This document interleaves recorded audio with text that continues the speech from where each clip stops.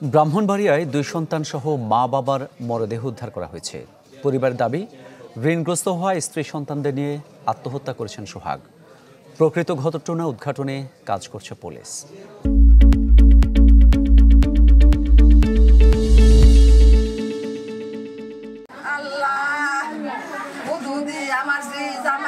এভাবে মেয়ে, জামাতা আর 2 নাতনির মরদেহ দেখতে হবে জানা ছিল না বৃদ্ধা মনোয়ারা বেগমের। 6 বছর আগে ব্রাহ্মণবাড়িয়ার বিজয়পাড়া গ্রামের কাপড় ব্যবসায়ী সোহাগের সাথে মেয়ে জান্নাতের বিয়ে দেন মনোয়ারা বেগম। সেই সংসারে আসে তার ফুটফুটে 2 নাতনি। সুখের ছিল জান্নাত সোহাগের সংসার। প্রতিদিনের মতো শনিবার রাতে স্ত্রী সন্তানদের নিয়ে নিজ ঘরে ঘুমিয়েছিলেন সোহাগ। পরদিন সকালে তাদের ঝুলন্ত মরদেহ দেখতে পান স্থানীয়রা। নিহত স্বজনদের দাবি, বছরখানেক হলো কয়েক লাখ টাকা ঋণগ্রস্ত ছিলেন সোহাগ। 5 লাখ টাকা লেন কইরা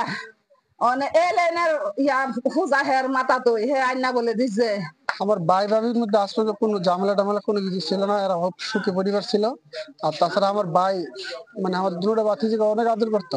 তদন্ত করতেছে এবং লিফুট এবং পোস্টমর্টমে যে লিফুট গুলো আসে সেই লিফুট গুলার মাধ্যমে এরা বিচার হবে এবং তদন্ত করে যেটা সঠিক হয় এটা দেখব।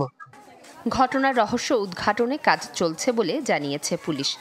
এখন পর্যন্ত যেহেতু এটা একদমই প্রাথমিক অবস্থা, আমরা সমস্ত দিক থেকে তথ্য সংগ্রহ করছি, যাচাই বাছাই করে দেখছি। পরবর্তীতে তদন্তের আরো একটু অ্যাডভান্স স্টেজে বলা যাবে ঘটনাটা কিভাবে সংঘটিত হয়েছে। উপজেলার চেয়ারম্যান হিসাবে এদের পাশে আমরা থাকবো সব সময়ের জন্য, তাদের সহযোগিতা যতটুকু প্রয়োজন। একই সাথে পরিবারের 4 জনের মৃত্যুতে শোকের ছায়া নেমে এসেছে পুরো এলাকায়। Desk report, channel 24।